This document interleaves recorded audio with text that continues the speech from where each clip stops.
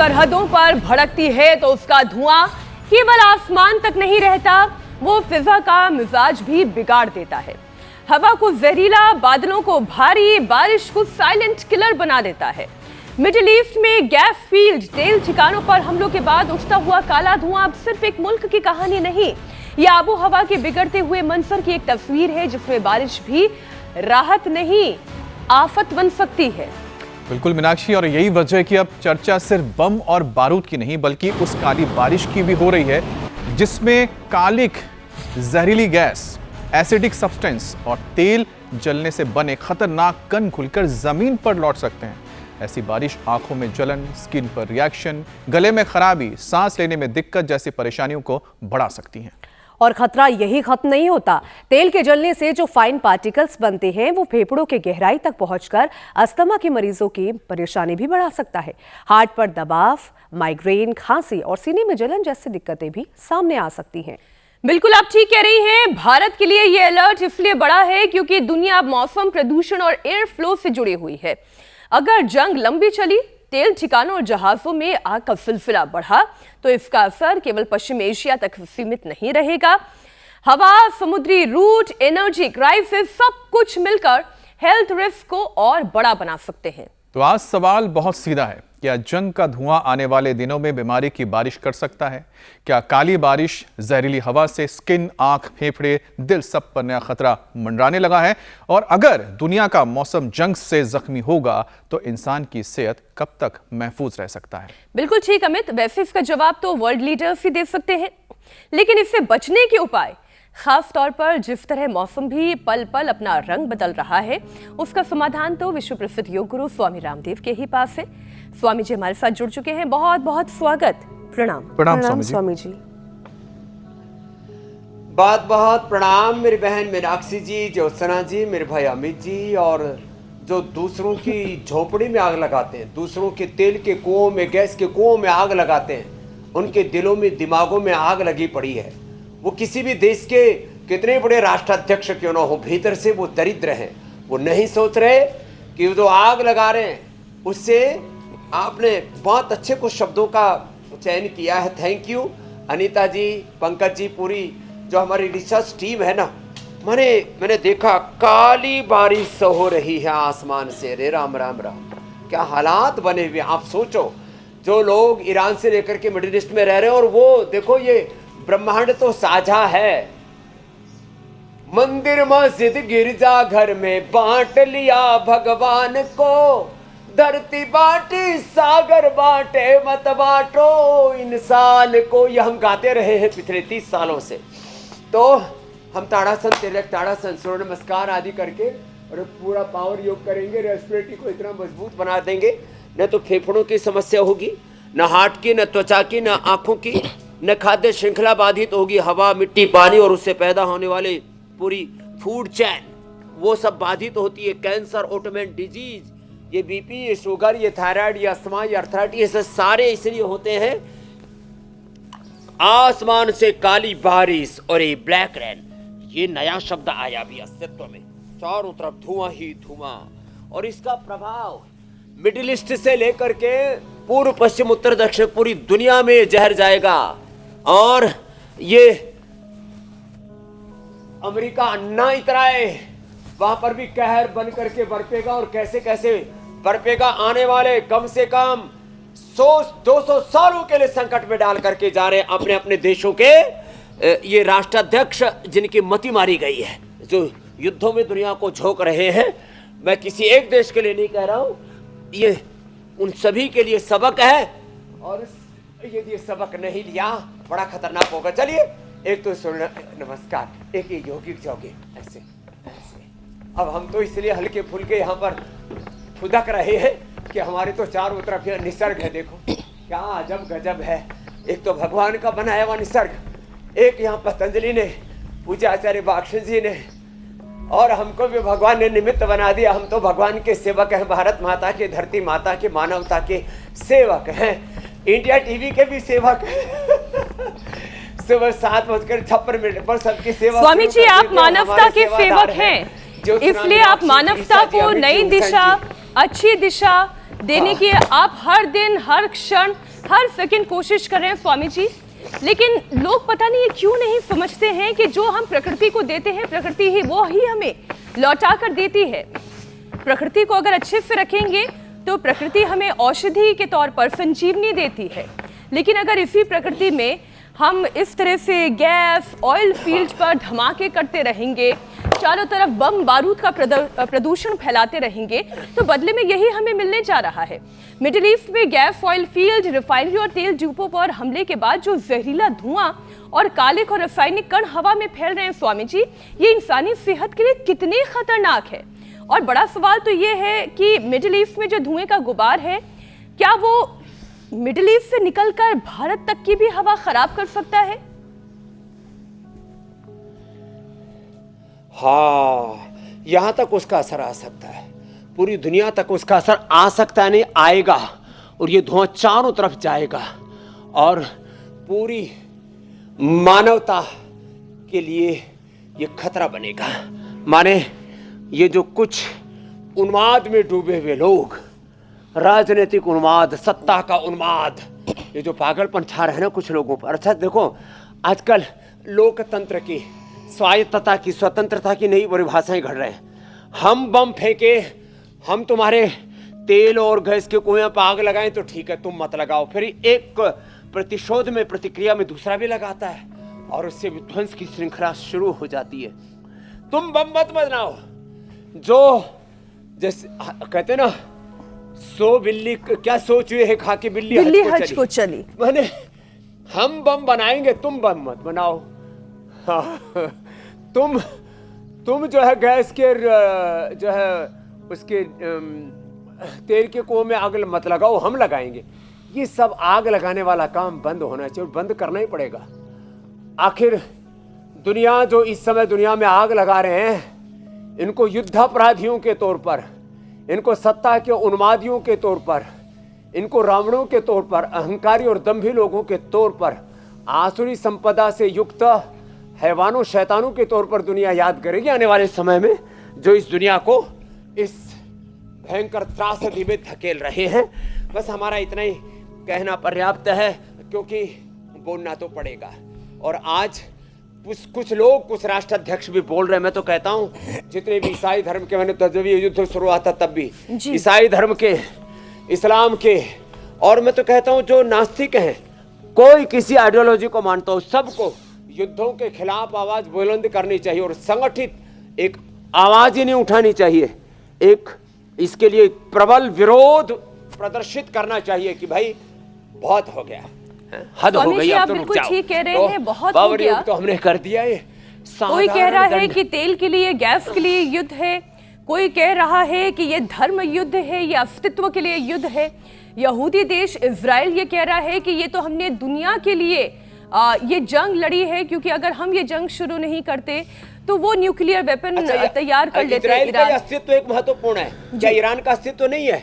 बिल्कुल, सिया हो, सुन्नी हो, ये जो है कैथोलिक हो, प्रोटेस्टेंट्स हो, आस्तिक हो, नास्तिक हो, कोई भी जाति वर्ग देश समुदाय हो, सबका अस्तित्व, सबकी अस्मिता है, सबकी एक निष्ठा है, सबका एक धर्म है, एक ही देश का धर्म माना जाएगा। मैं इजराइल का आलोचक नहीं था, लेकिन अब मैं इजराइल का आलोचक जरूर बन गया हूं। मैं अमेरिका का आलोचक नहीं था, मैं किसी जाति पंथ वर्ग समुदाय का आलोचक नहीं हूं, आगे भी नहीं हूंगा। लेकिन कुछ व्यक्ति जो पूरे समाज को सदियों तक अंधकार में डालते हैं, उनका विरोधी, उनका आलोचक जरूर बनूंगा, क्योंकि ये ठीक नहीं हो रहा है। मैं तो स्वामी जी ये कहूंगी कि ये धर्म के लिए कोई युद्ध लड़ रहा है, चाहे तेल के लिए युद्ध लड़ रहा है, सच्चाई तो ये है इस युद्ध में वो देश भी भुक्तभोगी बन रहे हैं जो इस युद्ध में शामिल नहीं है, और इसलिए मासूम लोग काली बारिश या यूं कहें कि अम्लीय बारिश का शिकार बन रहे हैं। स्वामी जी, धुएं, कालिक, सल्फर और दूसरे जहरीले तत्व बारिश के साथ अगर नीचे आते हैं तो फिर ये सेहत के लिए कितना खतरनाक है। क्योंकि हम तो ये कहते हैं, अब जैसे भारत में भी बारिश हो रही है कुछ जगहों पर, तो बारिश का मतलब ये है कि प्रदूषण से मुक्ति हो जाना। जितने हवा में डस्ट पार्टिकल्स हैं, पोल्यूटेड पार्टिकल्स हैं, उनका जमीन पर आकर सतह पर चिपक जाना और हमारे लंग्स को बचा लेना। लेकिन जब बारिश ही काली होने लगेगी, प्रदूषण युक्त होने लगेगी, तो फिर क्या होगा? कैसे जीवन चलेगा स्वामी जी? वो शुरुआती एक तो मैं ये भी संकेत क्या बताना हैं चाहता हूं, जिससे देखो, लोगों हमारे को अभी आसमान से लेकर सजग के होना है? यहाँ जी। पर भी बारिश हो रही है, रात भर भी बारिश थी, अभी भी देखो। एक कैमरा साइड वाले से लेना भाई, देखो अभी भी बारिश में हमारे सारे कैमरामैन यहाँ है। मैं थोड़ा पेड़ के नीचे बैठ गया था क्योंकि रिमझिम बारिश यहाँ भी हो रही है, लेकिन यहाँ पोल्यूशन वाली बारिश नहीं हो रही है। यहाँ पर जो है अच्छे मेघ है। अभी यहाँ वो मिडिल ईस्ट का धुआं भी यहाँ तक नहीं पहुँचा है, लेकिन संकेत अच्छे नहीं हैं। तो अभी तो अच्छा है, अभी तो हम यहाँ शंख बजा रहे हैं, शंखनाद कर रहे हैं, ये रेस्पिरेटरी के लिए बड़ा अच्छा है। तो हमारे श्वसन तंत्र पर 2004 किलोमीटर लंबा हमारा रेस्पिरेटरी ट्रैक, जो एक टेनिस कोर्ट के ग्राउंड के बराबर हो जाता है, करीब 1 लाख किलोमीटर लंबा उसके साथ सर्कुलेटरी ट्रैक, और करीब 63 अरब किलोमीटर लंबा हमारा डीएनए का ट्रैक।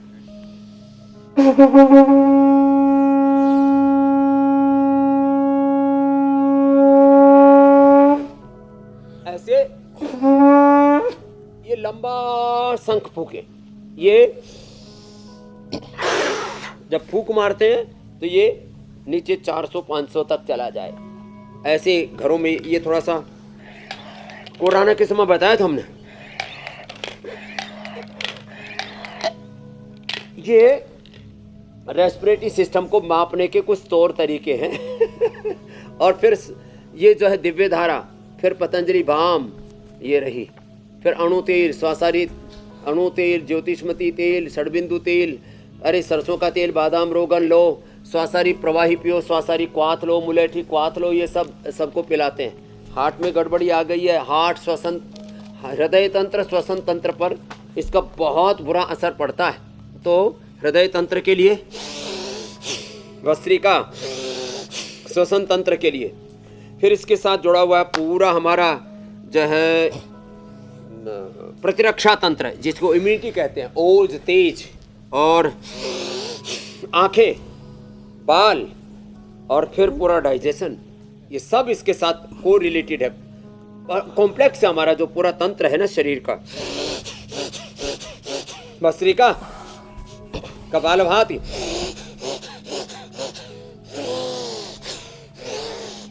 अनुलोम विलोम, और ये गोमुखासन, ये तो श्वसन तंत्र, हृदय तंत्र के लिए तो बड़ा जबरदस्त है। श्वसन तंत्र के लिए स्वासारी और हृदय तंत्र के लिए अर्जुन की छाल, दालचीनी का पानी। तो ये छोटे छोटे उपाय रोज हम बताते। तो देखो, चुनौतियां होंगी, हमारी सोच है समाधान परक, प्रॉब्लम ओरिएंटेड अप्रोच नहीं होनी चाहिए, थॉट प्रोसेस नहीं होना चाहिए, सॉल्यूशन ओरिएंटेड अप्रोच, ये है योग की दृष्टि और दक्षता। एक स्वामी जी और प्रश्न पूछ लेती हूँ। ये जो बदलता हुआ मौसम है, उसमें बारिश तो कभी सर्दी, कभी नमी, तो कभी गर्मी, कभी अचानक से उमस होना, फिर ये जो जहरीले कण हैं प्रदूषण के, इन सबका सीधा असर हमारे फेफड़ों पर पड़ता है, और कई बार अपर रेस्पिरेटरी ट्रैक पर भी वो पड़ता है, यानी कि हमारा नाक, हमारा गला, इस पर भी असर पड़ता है। तो स्वामी जी, सांस फूलना और गले में जलन होना, या बार बार ऐसा लगता है कि जैसे कुछ खटका सा गले में फंसा हुआ है, बलगम सा फंसा हुआ है, घरघराहट की आवाज आती है, तो स्वामी जी ये एस्थमा के लक्षण हैं या फिर ये केवल सीजनल है? थोड़ा से घरेलू नुस्खे, थोड़े से खान पान में तब्दीली और योगाभ्यास के साथ ये ठीक किया जा सकता है? हाँ, ये भी बताता हूँ। हल्दी, अदरक, तुलसी, वासा, लौंग, काली मिर्च, पीपल, पीपला, मूल, चित्रक, चवे, सोठ, इसको पंचकोल बोलते हैं, सोठ, पीपल, काली मिर्च, इसको त्रिकुटा बोलते हैं। ये सब कफ कोल्ड के लिए बड़ा अच्छा है। हल्दी, अदरक, तुलसी घर में मिल जाता है, थोड़ा सा लौंग, काली मिर्च, जावित्री, जाफर मिल जाए, सोठ, पीपल, काली मिर्च मिल जाए, पीपल, पीपला, मूल, चित्रक, चवे, सोठ मिल जाए, उसका काढ़ा बना के पूरे त्रिकुटा का पाउडर उस शहद में सभी चाट लें, ये बड़ा अच्छा है रेस्पिरेटरी के लिए। थोड़ा चना, भुना हुआ चना, ये रहा भुना हुआ चना, और काली द्राक्ष या खजूर इसके साथ खा लें। और दूध, अथवा सबसे अच्छा होता है इसमें वो सोया मिल्क, हल्दी, शिलाजीत, अश्वगंधा, और उसके अंदर शुंठी और मुलेठी, इसको 5 को उबाल करके पी लें, क्या गजब रहेगा। फिर ये अभ्यास कर लें। देखो एक बात बता रहा हूँ, हमारे गुरुजी ने कल हमको एक बहुत बड़ी बात बताई। हमारी खेती में एक हिस्सा होता है पर्जन्य का, पर्जन्य ना बरसे तो खेती कैसे। एक हिस्सा होता है सूर्य का, एक होता है उसमें फिर एक हिस्सा होता है हवाओं का, पंच महाभूतों का एक हिस्सा होता है उसके अंदर। एक हिस्सा पर्जन्य का, एक हिस्सा सूर्य देवता का, एक हिस्सा उसमें पंच महाभूतों का, एक हिस्सा अपना। अब हमने क्या समझा, कृषि और कृषि धर्म पूरा उसमें स्वार्थपरता आ गई। राजधर्म में, राजधर्म जो सबके कल्याण के लिए होना चाहिए उसमें स्वार्थपरता आ गई। व्यापार धर्म में स्वार्थपरता आ गई। पत्रकारिता धर्म में स्वार्थपरता आ गई। ये जो स्वार्थपरता है, ये जो सेल्फ सेंटर्ड जो सोच है, उससे हमें मुक्त होना पड़ेगा। इसी से ही चारों तरफ असंतुलन है। तो रेस्पिरेटरी के लिए एक तो गोमुखासन, एक है उष्ट्रासन, फिर एक ये मकरासन, भुजंगासन, सर्वासन, धनुरासन, ये भी करें। आज हमारे बहुत सी योगी आत्मा यहाँ पर छोटी उम्र के बच्चों से लेकर के बड़ी उम्र वाले, जिन्होंने कैंसर से लेकर के, टीबी से लेकर के, रेस्पिरेटरी की प्रॉब्लम से लेकर के, ओबेसिटी से लेकर के, बीपी, शुगर और जेनेटिक बीमारियों तक को धराशायी किया, वो भी हमारे साथ यहाँ बैठे बैठे योगाभ्यास कर रहे हैं। और करोड़ों भाई बहन हमारे साथ आस्था पर संस्कार और इंडिया टीवी पर, पूरा सोशल मीडिया पर, फेसबुक और यूट्यूब पर, इंस्टा आदि पर जुड़ते हैं। एक बहुत बड़ी श्रृंखला है।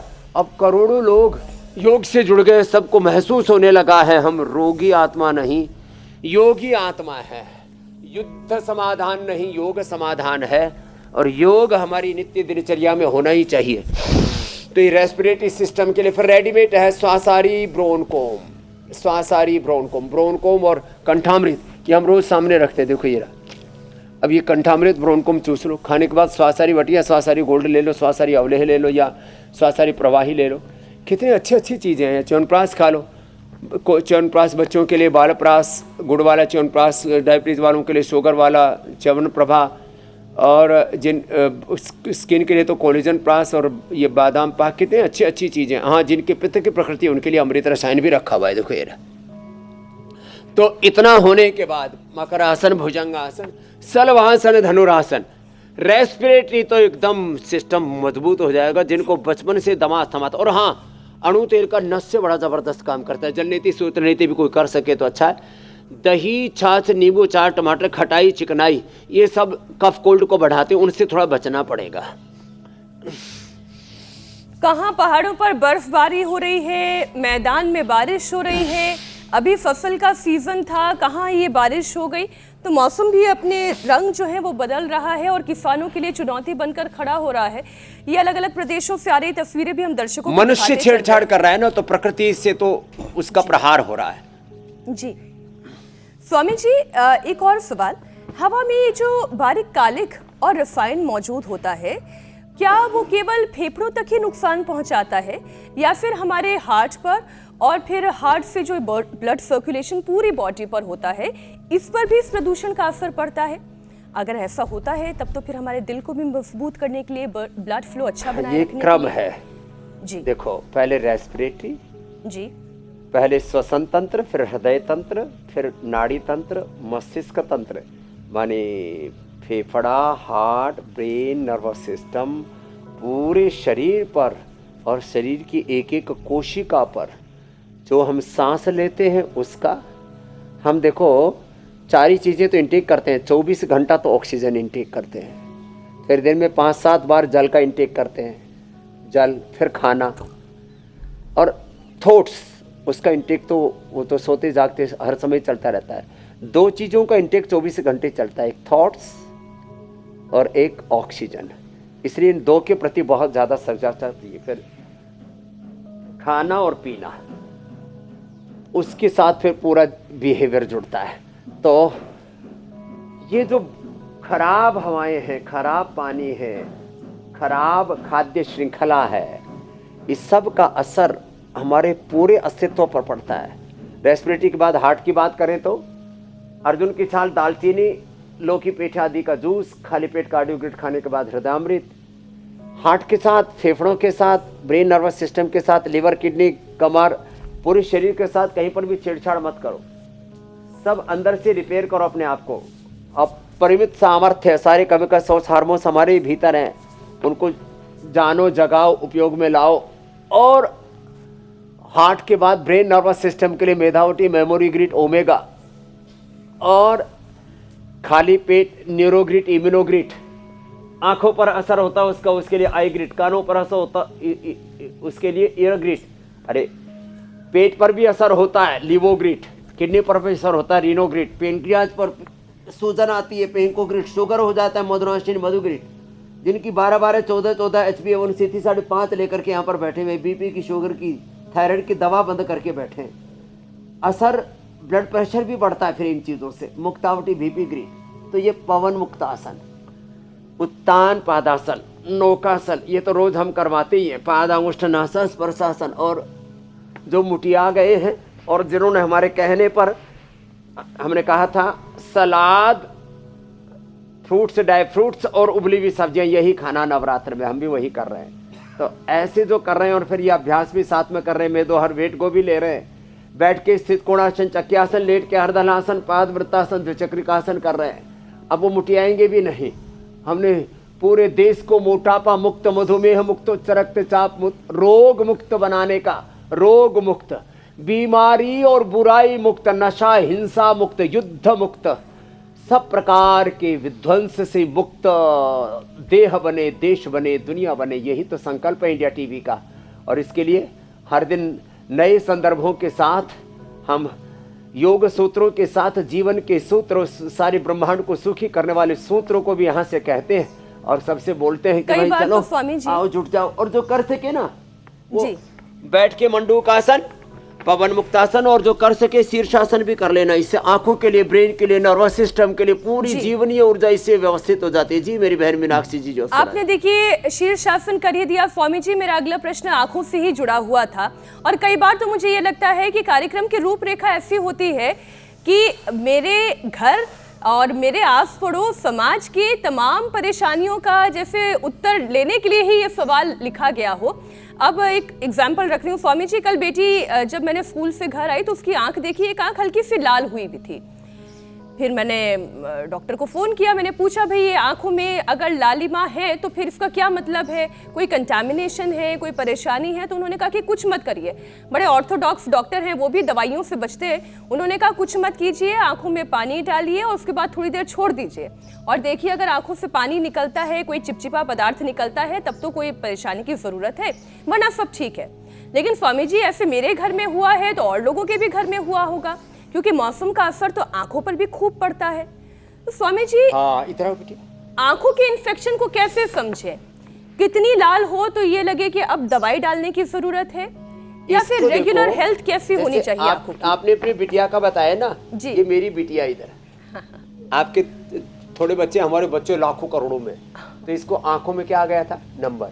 अब रिवर्स हो गया, इसको डिप्रेशन हो गया तो मुटिया गई थी। कितना वजन कम कर लिया? 6 वजन कम। 6 किलो वजन। कहाँ से आई है? उड़ीसा से। उड़ीसा से आई है हमारी बिटिया। और आंख का नंबर? आंख का यहाँ 3.3 था, यहाँ 3 था, अब यहाँ 2.5 है, 2.3 है। लो रिवर्स हो रहा है। चलो मंडूकासन करो। तो आंखों के लिए तो लाइव एग्जांपल दिया मैंने। क्या नाम बिटिया? संचिता। संचिता। सामने देखो, इसने तो योग के पुण्य संचित कर लिए हैं। अक्षित अर्पण कराते हैं। हाँ, आंख में महात्रिफलाग्रिड डलाते हैं, महात्रिफलाग्रिड खाली पेट खिलाते भी है, आईग्रिड खिलाते हैं, नहीं तो अमल के रसायन सप्तामृत लोह, मुक्ता शुक्ति, मोती पिष्टी जो पहले हम बताते थे, सप्तामृत लोह 10 ग्राम, मुक्ता शुक्ति 10 ग्राम, मोती पिष्टी 2 से 4 ग्राम, अमल के रसायन 100 से 200 ग्राम मिला करके और उसको खिलाते थे। अब इसी से हमने आईग्रिड बना दी है। रात को भिगो करके सुबह त्रिफले के पानी से धोना, गुलाब के पानी से धोना, अथवा गुलाब जल में आंवले की पंखुड़ी डाल करके फिर उससे आंखों में आईवास कर लेते हैं ना, आई का पाता, उससे आईवास कर लेते हैं, एकदम से जल नीति कर लेते हैं, आंखें एकदम अच्छी हो जाती है। नंगे पैर जो है घास के ऊपर, मिट्टी के ऊपर चलते हैं, उससे भी हमारी आंखें अच्छी हो जाती है। और आंखों का एको प्रेशर का पॉइंट है, उससे भी आंखें अच्छी हो जाती हैं। और खाली पेट गाय का घी आंखों के लिए, ब्रेन के लिए, नर्वस सिस्टम के लिए। तिल का तेल अर्थराइटिस के लिए, और वर्जिन कोकोनट ऑयल पित्त के लिए। और जो इंटेलेक्चुअल वर्क बहुत अधिक करते, बौद्धिक कार्य बहुत अधिक करते, बादाम रोगन खाली पेट दे दो, 100 साल तक आंखें और पूरा नर्वस सिस्टम अच्छा रहेगा। तो ये तो लाइव एग्जाम्पल के साथ मैंने बताया, संचिता का उदाहरण देके। और ये आंखों का पॉइंट है, देखो ये दबा ना बाबू, अब पूरा चश्मा ही हट जाएगा आपका। ये पहले दूसरे उंगली के नीचे यहाँ से, सेम यहाँ से, इसमें थोड़ा दर्द होगा, है ना, और है ना, थोड़ा थोड़ा दर्द होगा यहाँ से। ये पॉइंट है, ये दोनों हाथों में यहाँ से और दोनों पैरों में। बस बैठो, पद्मासन में बैठो। पहले तो पद्मासन में बैठना भी इसके लिए चैलेंज था। यहाँ से ये पॉइंट दबाएं, पहली ये उंगली, पॉइंट दबाएं आँख के लिए, पहली उंगली के नीचे स्वामी जी। ये पॉइंट दबाएं साइनस के लिए, ब्रेन के लिए, सारे टॉप, और ये कान के लिए। हाँ, पहली दूसरी अंगुली के तर्जनी और मध्यमा के बीच में यहाँ। फिर ये हार्ट के लिए, ये पेनक्रियाज के लिए, ये किडनी के लिए, ये थायराइड के लिए, ये आंतों के लिए, ये पेट के लिए, गैस के लिए, ये गले के लिए, ये स्पाइन के लिए, ये बवासीर के लिए, ये इनफर्टिलिटी के लिए, ये पीछे के पॉइंट सारे चैनल, ये दर्द के लिए। और जोर से ताली बजा लो और एक बार हंस लो। प्रसन्न रहो। मन प्रसाद सौम्यत्वम मौनमात्म विनिग्रह भाव संशुद्धि रित्ते तपो मानसम उच्यते। चलो इधर आ जाओ कॉर्नर। और स्वामी जी, आपने आँख, हमारे लंग्स, हार्ट, हर चीज के लिए आपने स्वामी जी उपाय बता दिए। लेकिन जिस तरह से मौसम बदल रहा है स्वामी जी, तो इसमें हमारी जो त्वचा है उसके ऊपर भी काफी असर पड़ने लगता है। पोलन हो या फिर जहरीले कण से स्किन पर भी इसका असर होता है। त्वचा पर तो बहुत बुरा असर पड़ता है। अब स्वामी जैसे खुजली है, रैशेज है, जलन है, खाते पीते हैं, सोचते हैं, देखते हैं, लीवर का, ब्रेन का, थॉट प्रोसेस का, हमारे चेहरा जो ना बहुत कुछ बता देता है। चेहरा बता देता, आंखें बता देती था। आंखों का तो हाल हमने ठीक। स्वामी जी कैसे बचाए, क्या खाए पिए, इसके बारे में भी थोड़ी जानकारी दे दीजिए। होती है वो चेहरे पर उभर करके आ जाती है। तो खाली पेट एलोवेरा पिए और एलोवेरा जेल लगाएं। और ज्यादा ही त्वचा गड़बड़ हो गई है, परम सुंदर परम सुंदरी बनना है, तो एलो कांति अथवा कांति लेप एलोवेरा में, एलोवेरा में, दही मुल्तानी मिट्टी में, अथवा शहद में, अथवा कच्चे दूध में कांति लेप उसको लगा लो, एकदम कांतिमय हो जाएगा चेहरा, शांतिमय हो जाएगा चेहरा। और हाँ, स्किन की प्रॉब्लम के पीछे एक होता है लीवर और दूसरा होता है हार्मोनल कारण, हार्मोनल इम्बैलेंस, स्ट्रेस के लिए मेधावटी, लीवर के लिए लिवोग्रिट, और हाँ कब्ज रहने पर भी ये गड़बड़ी होती है, और खून की सफाई ठीक ना होने पर। तो सर्वकल्प कायाकल्प का काढ़ा पिए। और नववर्ष पर चैत्र नवरात्र से लेकर के 1 महीने तक नीम के पत्ते खा लेना। पूरे उत्तर दक्षिण पूर्व पश्चिम पूरे भारतवर्ष में नीम की ताज़ा कोपले और नीम की मंजरी, इसको थोड़ा इसको कूट करके, इसका पेस्ट करके पानी में घोल करके पीते। साउथ में तो इधर गोली बना करके खाते हैं, जैसे जिसकी अनुकूलता हो खा लेना। नीम के ताज़ा पत्तियां, मंजरी, और उसमें थोड़ा सा चुटकी भर एक व्यक्ति के लिए, फिर परिवार के हिसाब से बढ़ा लेना उसकी मात्रा। चुटकी भर सेंधा नमक, चुटकी भर जीरा, अजवाइन और हींग, ये मिला करके, और थोड़े कुछ ज़्यादा ही मतलब कड़वा कड़वा बोलते हैं तो हल्का सा उसमें खजूर, मुनक्का, अंजीर या गुड़ मिला लेना, मामूली सा। क्या गोली बन जाएगी साहब, खाओ आओ, चमड़ी रोग मिट जाएगा, पेट डाइजेशन अच्छा हो जाएगा, और साल भर तक बुखार नहीं आएगा, सर्दी जुकाम नहीं होगा, इम्यूनिटी एकदम टनाटन रहेगी। तो ये नववर्ष पर सब खाते थे पहले नीम की पत्ती और मंजरी। तो ये हर वर्ष हम बताते हैं, पिछले वर्ष भी हम भी बता रहे थे, मेरे साथ पूज्य स्वामी राजेंद्र दास जी महाराज जी भी थे। तो ये सब चीज़ें ज़रूरी है। अब स्वामी जी एक और ज़रूरी चीज़, ये मौसम बदलते ही और साथ ही साथ ये प्रदूषण की वजह से स्वामी जी, भले ही युद्ध चले ना चले, लेकिन आने वाले दिनों में दिल्ली एनसीआर में लोगों को तो प्रदूषण से दो चार होना ही पड़ता है स्वामी जी। अब ऐसे में क्या होता है स्वामी जी, सिर दर्द, फिर उसके बाद भारीपन, माइग्रेन, चक्कर, थकान, ये तमाम जो मानसिक बेचैनी है वे बढ़ जाती है। तो क्या स्वामी जी जहरीली हवा, गर्मी का असर दिमाग और नर्वस सिस्टम पे पड़ता है, और इससे राहत के क्या उपाय हैं? जी, ये जो भवरुज परिवार, ये अलग अलग प्रकार का, ये जो रोगों का भी परिवार है, एक फैमिली है, इसको तोड़ना पड़ेगा। बादाम रोगन नाक में डाले, मेधावटी ले ले, अनुलोम विलोम कर ले, और गुरु हरि की शरणागति में भक्ति पूर्वक योग यजन कर लें थोड़ा। ओहो, सिर में दर्द भी नहीं होगा। सिर में दर्द के लिए अश्वगंधारिष्ट, सारस्वतारिष्ट, पेट में दर्द के लिए द्राक्षासव, कुमारियासव, पुनर्नवारिष्ट, कोलाइटिस हो तो कुड़जारिष्ट, कब्ज हो तो अभयारिष्ट, ये भी बड़े अच्छे हैं। और हाँ, खाने के बाद आशा वरिष्ठ या कोई ना कोई एप्पल विनेगर, चुकंदर विनेगर और या फिर जामुन का विनेगर, सिरका, पहले ये सबको पता होता था ये बातें, आजकल लोग भूल गए। चलो बिटिया बटरफ्लाई करो और सब। और सुबह सुबह देखो भाई सारी गंदगी साफ करनी है तो गोधन अर्क, ये बड़ा ज़बरदस्त है। गोधन अर्क एक बार सुबह सुबह पी लिया करे तो ये आसव अरिष्ट, ये गोधन अर्क, ये सब हम इसलिए रोज बताते हैं। एक बार सुबह गोधन अर्क पी लो, सुबह 3 चीज़ें कर ले। सुबह उठ के गोधन अर्क पी ले, बाद में गोघृत पानी या कोई भी वर्जिन कोकोनट तिल का तेल या बादाम रोगन ये, और रात को एक बार त्रिफला ले ले। कुछ ऐसे काम कर लेना सुबह सुबह एक बार कर ले, पूरी ज़िंदगी भर के लिए निश्चिंतता रहती है। अब हम कभी सोचते ही नहीं कि हमारे शरीर में कोई टॉक्सिन तो नहीं बढ़ जाएगा, कोई इन्फ्लेमेशन तो नहीं बढ़ जाएगा, का BP, sugar, thyroid, asthma, arthritis, कोई कैंसर जैसा तो रोग नहीं हो जाएगा। हम काम ही ऐसे करते हैं कि कोई बीमारी बढ़ ही नहीं सकती। तो और कुछ लोग काम ही ऐसे करते हैं, उल्टा पुल्टा खाते हैं, सोचते हैं, उल्टा पुल्टा आहार विचार, तो फिर BP, sugar, thyroid, asthma, arthritis, autoimmune disease, cancer होगा ही होगा।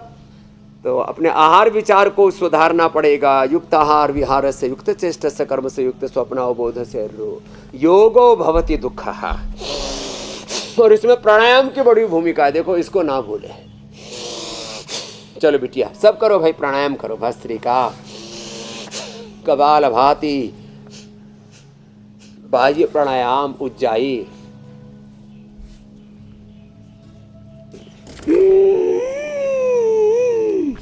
हमें तो ऐसी सुगंध आ रही है, इनके बोर में से ना मधु टपकता है इसमें से। मधुमक्खियाँ इसको कलेक्ट करके, हमने मधुमक्खियाँ भी पाल रखी है, फिर वो आपको शहद दे देते। ये बड़ा एक प्रकृति ने, निसर्ग ने बड़ा अच्छा सुंदर चक्र बना रखा। स्वामी जी आप वैसे भी हर दिन कहते हैं जैसे सूरज की रोशनी बिना किसी रुपया, पैसा, धन, दौलत सोचे हुए, बदले में हम सूरज को क्या दे रहे हैं ये सोचे हुए, जैसे पूरी प्रकृति को वो ऊर्जा दे रही है, ठीक आप वैसे ही हर दिन योग के संजीवनी हमें दे रहे हैं और वो शहद हमें दे रहे हैं। तो इससे ज़्यादा हम आपसे और क्या मांगे। स्वामी जी जो हालत है इस वक्त देश की, दुनिया की, जो मौसम है उसमें गला, नाक, साइनस और पूरी सांस की नली अफेक्ट हो जाती है। जिन लोगों को बार बार गले में खराबी आती है, नाक में जलन महसूस होती है या फिर साइनस, ये वाली हड्डी जिनकी बढ़ी हुई है, अंदर का मांस बढ़ा हुआ है, स्वामी जी वो एलर्जी और इन्फेक्शन के जल्दी शिकार होते हैं, वो अपने आप को कैसे बचा सकते हैं? तो देखो मुलेठी, काली मिर्च, लौंग, ये तो घरेलू चीज़ें। मुलेठी, काली मिर्च, लौंग, इलायची, अब उसमें थोड़ा बादाम और मुंह में डालें और उसको धीरे धीरे चूस लें, इसका रस ले लें, अब गला एकदम क्लियर हो जाएगा। और जैसे मैंने कहा ये ब्रोनकोम और कंठामृत ये मुंह में चूस लिया करें। सभी एंकर्स को तो अपने जो खीसा में टेबल पर रखना चाहिए। कभी बीच में खांसी आ गई तो ब्रेकिंग न्यूज़ पढ़ते पढ़ते आपके गले की ब्रेकिंग होने लगती है उसको आपका स्वर तंत्र जो है वो उसका प्रवाह टूटेगा नहीं। ये बड़ी ज़ोरदार बात है। और थोड़ा इसको दबा लिया करें पॉइंट को, ये बहुत ज़रूरी है। और रोज़ एक बार जम करके 1-2 मिनट भस्त्रिका,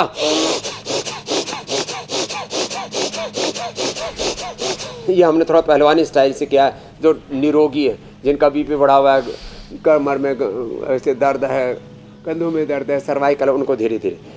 और बाकी तेज भस्त्रिका, तेज कपालभाति, तेज अनुलोम विलोम। हमारी तो दोनों स्वर खुले हुए। ऐसे योग से जीवन खुला हुआ रहेगा, हृदय की संकीर्णताएं खुल जाएंगी। ये जो संकीर्णताओं में, स्वार्थ में पूरी दुनिया मरी जा रही है, लुटी जा रही है, बर्बाद हुई जा रही है, युद्ध, तबाही, ये सब खत्म होगी। इसलिए अयम निजः परोवेति गणना लघु चेतसाम उदार चरिताराम तो वसुधैव कुटुंबकम मैत्री करुणा मुदिता सत्य प्रेम करुणा। पूरा ये सब योग विश्व ही स्वामी जी एक परिवार है, करना ही पड़ेगा। और भारत यही हमेशा जोर से आ गई है। अभी योग के बाद आप आयुर्वेद की संजीवनी ले लो, नहीं तो हमारा तान तमोर हमें बांध के इधर कमरे में जाना पड़ेगा। चलिए मैं एक आग्रह करूंगा मेरे सहयोगियों से जो पीसीआर में मौजूद है, अगर हम संजीवनी ले पाए, कि स्वामी जी बता रहे हैं कि वहाँ पर बरसात आने जा रही है, तो फिर हम आगे बरसात रूपी संजीवनी आने से पहले जल्दी से हम अपनी संजीवनी दिखा लें। जी आ चुकी है जी। स्वामी जी अजमेर से सपना बता रहे हैं।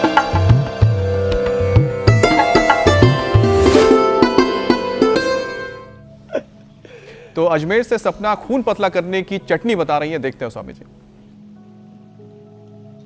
घरेलू इलाज काले खून को पतला करने के लिए हमें 4 चीजें लेनी है।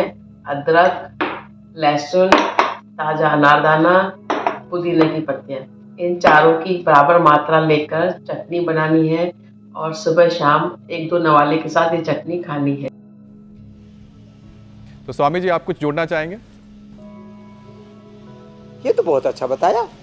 अरे रे रे, जब मैं पहले बताता था लहसुन का रस, प्याज का रस, आंवले का रस, नींबू का रस, इनको थोड़ा गाढ़ा करो, शहद मिला के पियो, तो चटनी बता दी। तो हमने तो अब बताया था, हमने चटनी बता दी। तो संजीवनी के भी नए नए आविष्कारों के लिए सब हमारी श्रद्धामयी माताओं को और हमारे सब जड़ी बूटियों के बारे में जो जानते हैं उन वैद्यों को और ऐसे विवेकी पुरुषों को अभिनंदन। ऐसे ही आयुर्वेद की संजीवनी, योग की संजीवनी रोज पिलाते रहेंगे। अब आप समाचारों की संजीवनी पिलाओ उपचार के बाद। फिर कल मिलेंगे 7:56 पर। भारत माता की जय। बहुत बहुत धन्यवाद स्वामी जी। प्रणाम स्वामी जी।